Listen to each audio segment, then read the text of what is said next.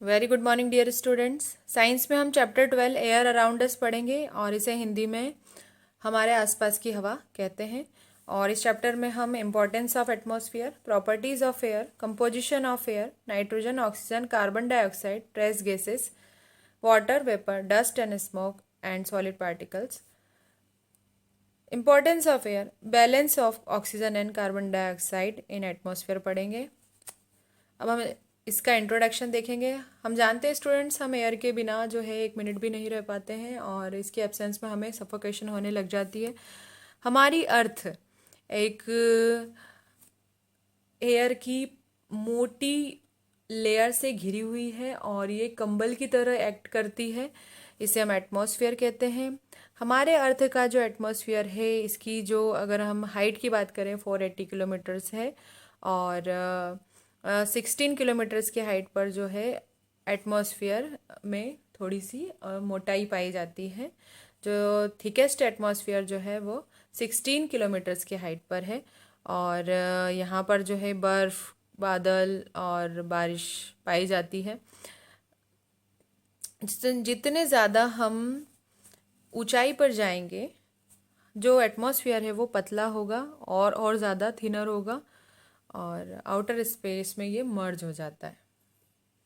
अब स्टूडेंट्स, हम जानते हैं एयर एक एबायोटिक फैक्टर होता है और इसे हम जो है टच नहीं कर सकते, बट इसे हम फील कर सकते हैं। और कब फील करेंगे? जब ये मूव करती है। अब एक जो शीतल हवा या ब्रिज जो है, ये हम इसे कैसे फील कर सकते हैं? जब पत्तियाँ टकराती हैं या पत्तियों में से सरसराहट की आवाज़ आती है और हवा की वजह से जो हमारे कपड़े सूख जाते हैं, ये हवा की प्रेजेंस के जो है सबूत है। और विंड जो है, इसकी हवा से पेपर के टुकड़े उड़ जाते हैं, हल्के ऑब्जेक्ट्स मूव करते हैं और जो हस्क वगैरह होता है वो ग्रेन्स के, जो फसलों के, अनाज के जो हार्वेस्टिंग के बाद जो इनकी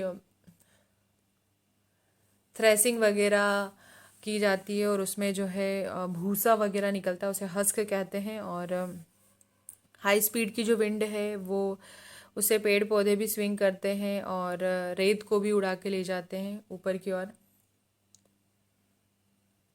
ना यहाँ पर एक एक्टिविटी दी गई है एयर की प्रेजेंस को हमें पहचानने के लिए। तो फिरकी एक होती है, ऐसा गोल घूमने वाला, ये पेपर का बना होता है और पॉलीथीन का भी बनता है ये, तो इसे हाथ से भी बना सकते हैं। और इसमें एक स्ट्रॉ लगी होती है और जैसे ही हम हवा के अपोजिट डायरेक्शन में मूव करते हैं, डिफरेंट डायरेक्शन में, तो क्या होता है, ये जो फिरकी होती है मूव करने लग जाती है। इससे प्रूफ होता है कि ये जो फिरकी रोटेट करती है और ये मूविंग एयर की वजह से रोटेट कर पाती है। अगर एयर नहीं होगा तो फिरकी मूव नहीं करेगी। इम्पॉर्टेंस ऑफ एटमॉस्फेयर, वायुमंडल के महत्व। अब स्टूडेंट्स, हमारे अर्थ के एटमॉस्फेयर में ऑक्सीजन गैस पाई जाती है जो कि एक वाइटल रोल प्ले करती है ब्रीदिंग की प्रोसेस में। और हमारी बॉडी की और भी जो प्रोसेस हैं, बायोलॉजिकल प्रोसेसेस, उसमें ऑक्सीजन अपना एक इम्पॉर्टेंट रोल प्ले करती है। रेस्पिरेशन की प्रोसेस में बहुत महत्वपूर्ण योगदान निभाती है और इसमें हम जानते हैं कि हम ऑक्सीजन को इनहेल करते हैं और CO2 का एक्सलेशन होता है। और लैंड ऑर्गेनिज्म जो हैं इसे एटमॉस्फेयर से डायरेक्टली ऑब्टेन कर लेते हैं। वाटर ऑर्गेनिज्म जो है पानी में डिज़ोल्व ऑक्सीजन का यूटिलाइज करते हैं, क्योंकि पानी में हाइड्रोजन और ऑक्सीजन दोनों होता है, तो ये डिज़ोल्व फॉर्म वाली ऑक्सीजन का यूज़ करते हैं। और सॉइल में रहने वाले ऑर्गेनिज्म ऑक्सीजन को जो है सॉइल पार्टिकल्स के द्वारा एब्जॉर्ब किए गए जो ऑक्सीजन के पार्टिकल्स होते हैं, जो कि एयर की फॉर्म में होते हैं, उनसे ऑक्सीजन को एब्जॉर्ब करते हैं, ऑब्टेन करते हैं। और एटमॉस्फेयर जो है दिन प्रतिदिन बहुत ही गर्म होते जा रहा है और इससे क्या हो रहा है कि इसकी वजह से जो हमारे अर्थ के एटमॉस्फेयर को प्रोटेक्ट करने के लिए जो ओजोन लेयर होती है उसमें होल देखा गया है और इससे जो हार्मफुल अल्ट्रा वायलेट रेज हैं वो डायरेक्ट अर्थ पर आ रही हैं।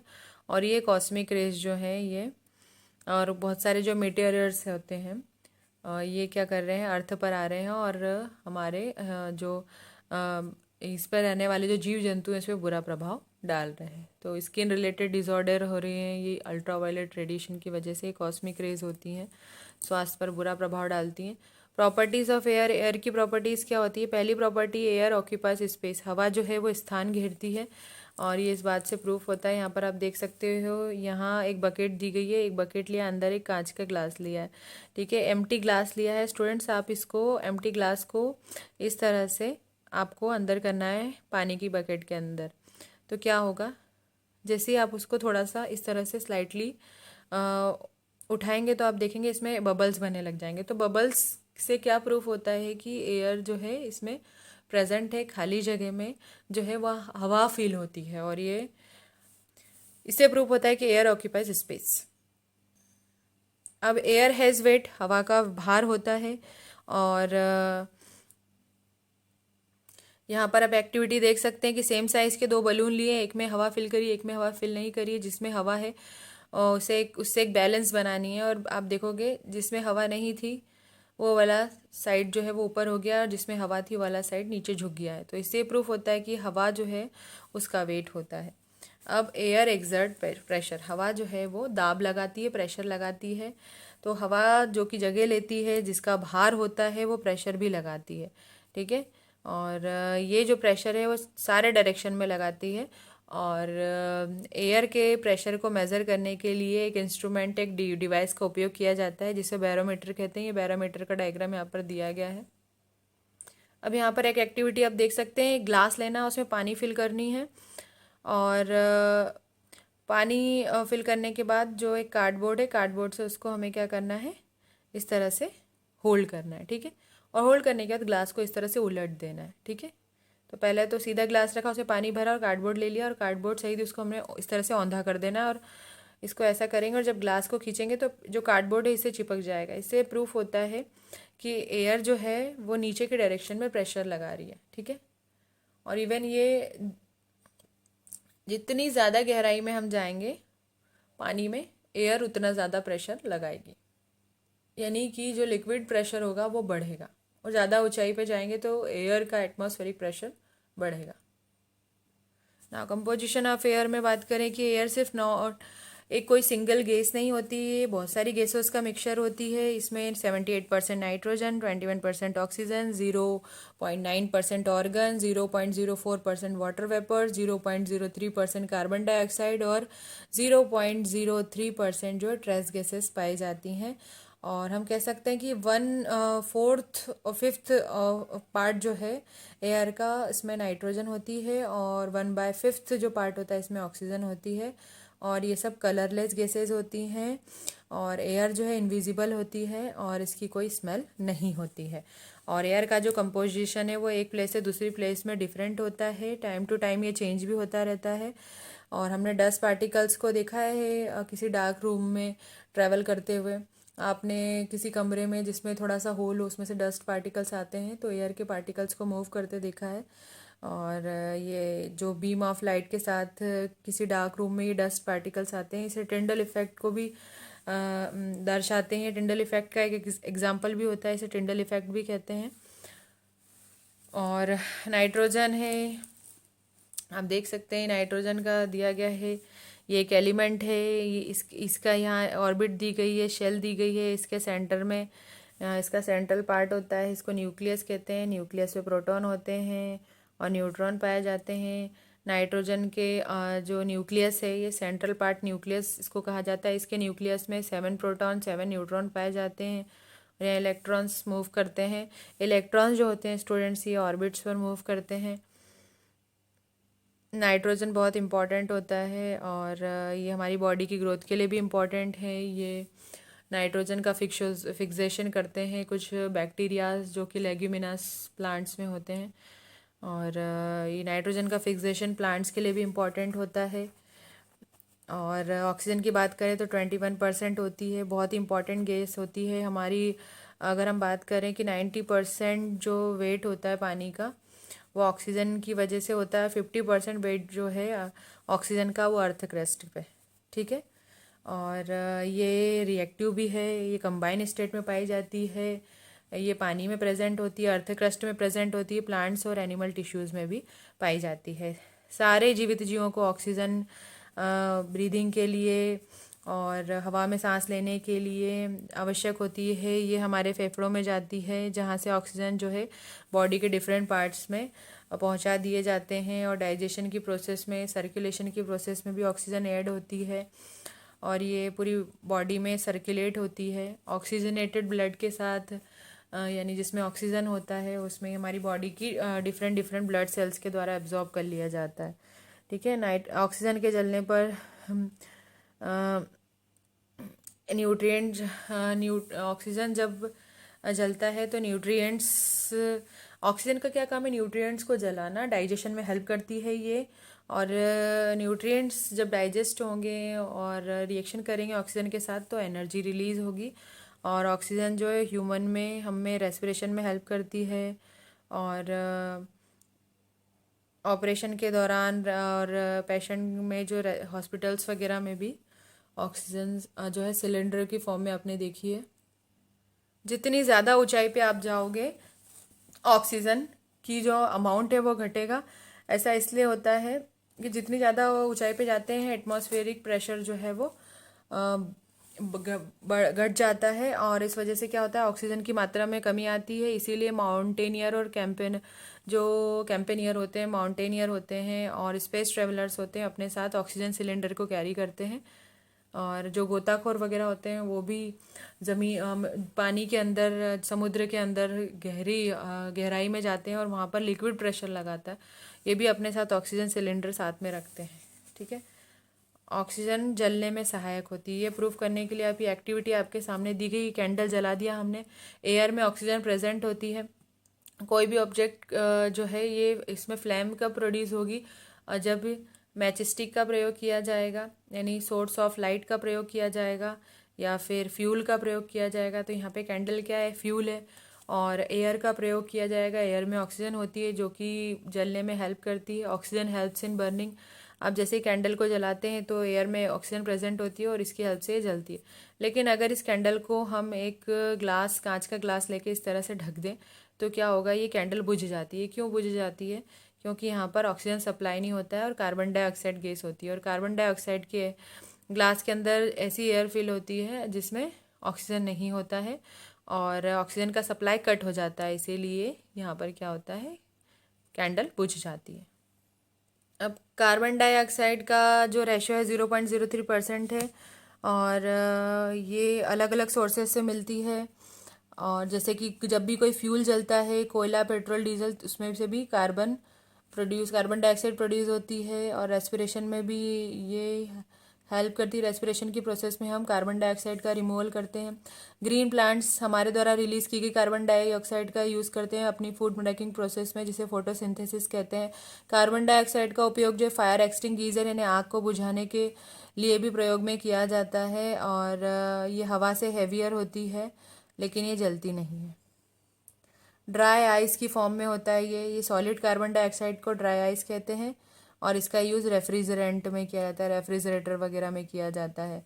और कार्बन डाइऑक्साइड का यूज़ जो आपने सोडा वाटर में देखा है, जो बबल्स बनते हैं, झाग बनता है, वो कार्बन डाइऑक्साइड ही रहता है।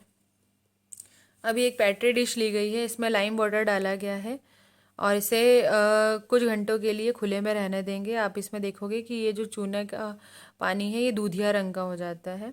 और इसमें आप क्या करेंगे, एक स्ट्रॉ लेंगे और फूकेंगे तो आप देखोगे इसमें बबल्स बनेगा। ये बबल्स की प्रेजेंस से आप इस बात का पता लगाएंगे कि इसमें लाइम वाटर में जो है कार्बन डाइऑक्साइड पाई जाती है। अब ट्रेस गैसेस क्या होती हैं, इसमें आर्गन, नियॉन ऐसी गैसेस आती हैं जो कि इनर्ट गैसेस होती हैं। इनकी रिएक्शन करने की कैपेबिलिटी कम होती है, यानी वीक या इनर्ट गैसेस भी इन्हें कहते हैं, क्योंकि ये जो है आसपास की दूसरी गैसेस से रिएक्शन नहीं करते।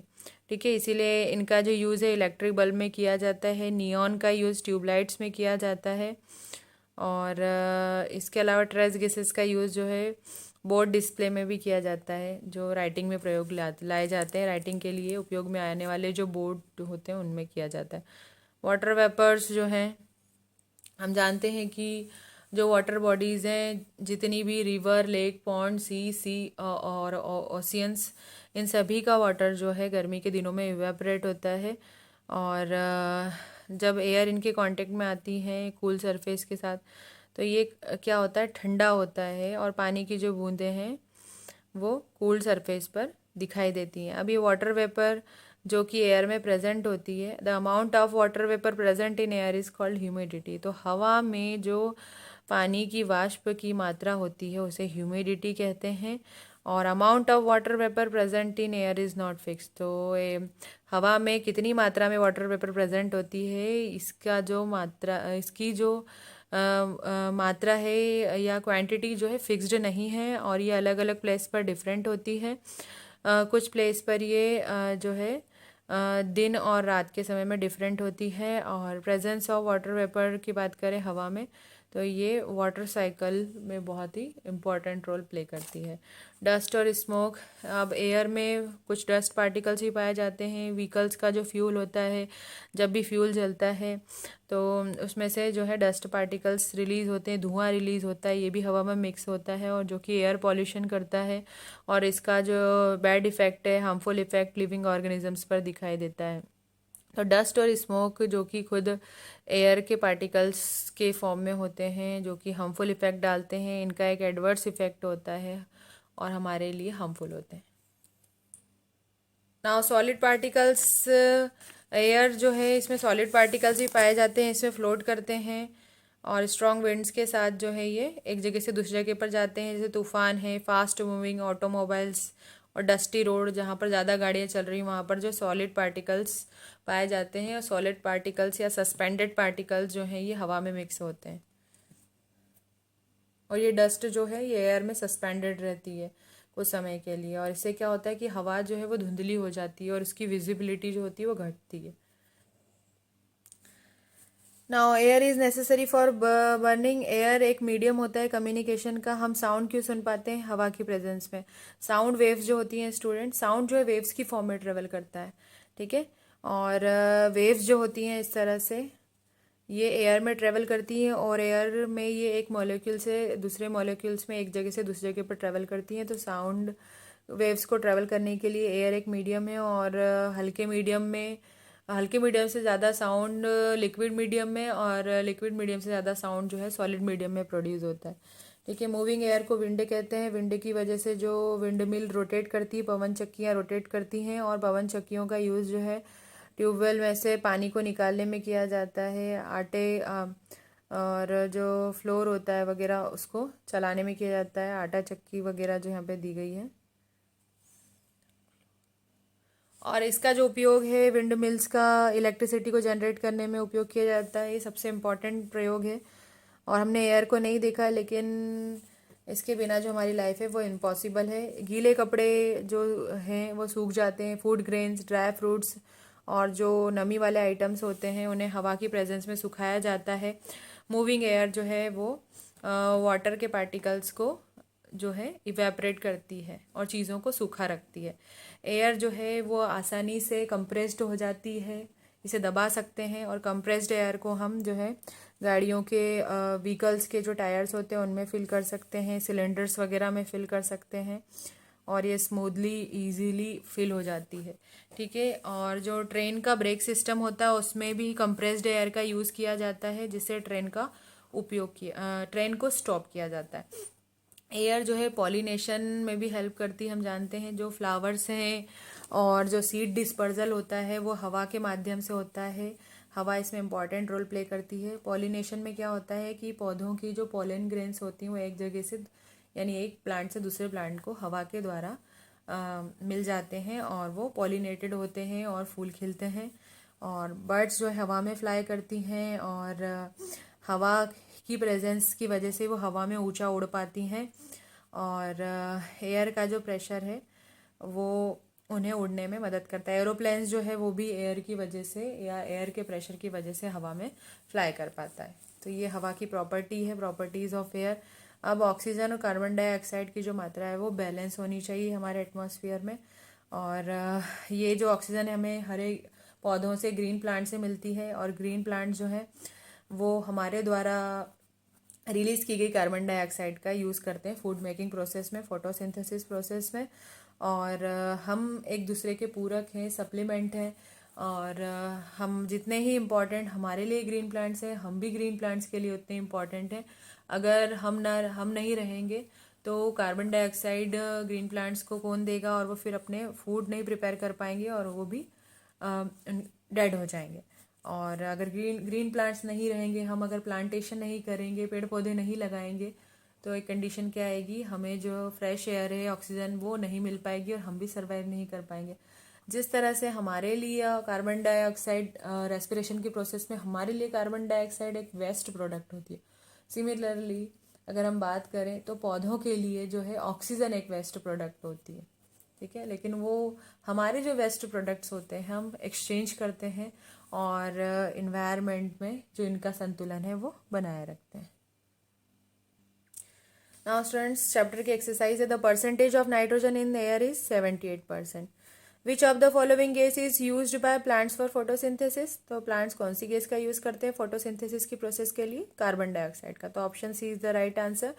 We inflate the tyres of vehicles with, तो टायर्स ऑफ व्हीकल्स, गाड़ियों के जो टायर्स होते हैं उनमें एयर फिल होती है, तो ऑप्शन बी इसका सही आंसर है। फोर्थ नंबर है इसमें, the component which plays an important role in the water cycle. अब ऐसे कॉम्पोनेंट जो कि वाटर साइकिल में इंपॉर्टेंट रोल प्ले करते हैं उसे वाटर वेपर कहते हैं।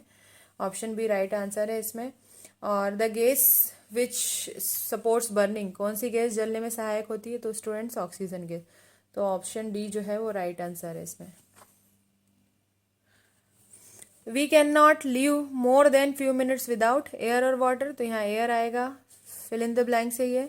और a storm or breeze makes the leave rustle और हैंगिंग क्लॉथ्स अवे, तो जो ब्रीज होती है, ठंडी हवा होती है, इससे क्या होता है, पत्तियों में सरसराहट होती है, पत्तियाँ आवाज़ करती है, रसल करती हैं और कपड़े जो हैं वो टंगे हुए कपड़े सूखते हैं। और ये जो एटमॉस्फेयर है ये क्या करता है, अर्थ को रात के समय में गर्म रखता है, दिन के समय में ठंडा। तो the atmosphere keeps the earth losing too much heat at night, तो रात के समय में बहुत ज़्यादा ये हीट नहीं, दिन के समय में जो सनलाइट के द्वारा हीट एब्जॉर्ब की जाती है उससे रात में गर्मी होती है, और रात में जो है ये हीट को रिलीज़ करवाता है, एटमॉस्फेयर है ये। और हमारे एयर में ज़्यादा मात्रा में नाइट्रोजन पाया जाता है, तो nitrogen is a major constituent of air. Water vapour is form due to evaporation of water, तो वाटर वेपर कैसे बनता है, पानी का जो भाप बनकर उड़ना है उसी प्रोसेस से वाटर वेपर बनती है। Tick the correct and cross for wrong statements. Air is transparent, air transparent होती है, इसी वजह से हम जो है आसपास की चीज़ों को देख पाते हैं। नाइट्रोजन सपोर्ट्स बर्निंग, नाइट्रोजन जलने में हेल्प करती है क्या, ये स्टेटमेंट फॉल्स है। Air occupies space, yes air occupies space, air has wait, air exert pressure, ये तीन प्रॉपर्टीज़ हैं एयर की। Mountaineers carry nitrogen cylinders for respiration, ये स्टेटमेंट फॉल्स हो गया, बिकॉज माउंटेनियर्स यानी पर्वतारोही जो होते हैं, जो कि पर्वतों को ऊंचे ऊंचे वो पर्वतों पर चढ़ाई करते हैं, माउंट एवरेस्ट की चोटियों पर चढ़ाई करते हैं, वो अपने साथ नाइट्रोजन के सिलेंडर्स नहीं ऑक्सीजन के सिलेंडर्स कैरी करते हैं, क्योंकि ऊंचाई पर जो है वायुमंडलीय दाब घट जाता है, ऑक्सीजन की मात्रा कम हो जाती है। नेक्स्ट है, carbon dioxide is a poisonous gas. Carbon dioxide क्या एक पॉइजनस गैस है, नहीं, ये स्टेटमेंट फॉल्स है। अब वन वर्ड देखेंगे हम, name the following a gas which helps in burning, जो जलने में सहायक गैस का नाम है oxygen. A gas required by plants to make their food, carbon dioxide. Major component of air, nitrogen. A gaseous cover surrounding the earth, atmosphere. Constituents, humidity, water vapor. अब match the following में देखेंगे, wind, wind जो है moving air को wind कहते हैं, moving air is called wind. Nitrogen has 78%, wind mill use to generate electricity, oxygen is 71%. Okay.